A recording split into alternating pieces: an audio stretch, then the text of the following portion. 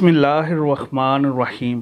جب حضرت نوح علیہ السلام کشتی بنا رہے تھے تو ایک مومنہ بوڑھی عورت روز اللہ کے نبی کے پاس اپنی گٹھڑی لے کر آتی اور کہتی، اے اللہ کے نبی، کب کشتی روانہ ہوگی؟ حضرت نوح علیہ السلام فرماتے، ابھی دیر ہے۔ وہ عورت شام تک بیٹھی رہتی اور پھر اٹھ کر چلی جاتی۔ ایک دن حضرت نوح علیہ السلام نے فرمایا کہ اے عورت، جب جانا ہوا تو تمہیں بتا دیا جائے گا۔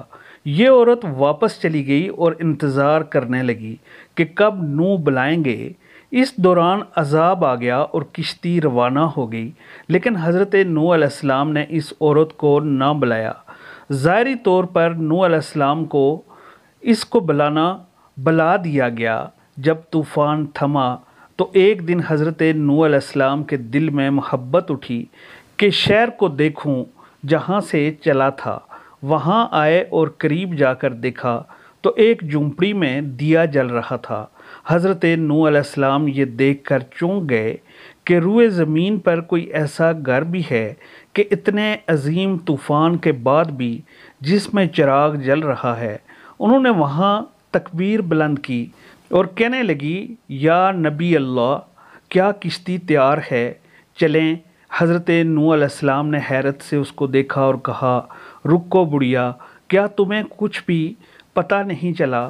وہ کہنے لگی، یا نبی اللہ، کیا نہیں پتہ چلا؟ کہا، اتنا بڑا سیلاب آیا، بارش آئی، تمہیں کچھ بھی پتہ نہیں چلا؟ بڑھیا کہنے لگی، یا نبی اللہ، بس ایک دن بادل گرجے تھے اور کچھ ہلکی سی پھوار پڑی تھی۔ حضرت نوح علیہ السلام حیران ہو کر آسمان کی طرف دیکھنے لگے اور کہا، میرے اللہ، یہ کیا ماجرا ہے؟ اللہ تعالیٰ نے حضرت نوح علیہ السلام پر وحی بھیجی کہ اے میرے پیارے نبی، اس عورت کے دل میں چونکہ تمہاری محبت تھی اور تم نے اسے پابند کر دیا تھا، چونکہ تمہارا اس سے وعدہ بھی تھا کہ نجات کی کشتی میں اسے لے جاؤ گے، تب جب کہ تم نے اپنا وہ وعدہ پورا نہیں کیا۔ لیکن اے نوح علیہ السلام، میں تو تمہارے وعدے کا ذمہ دار تھا، اس لیے میں نے اس بڑھیا تک عذاب پہنچنے ہی نہیں دیا۔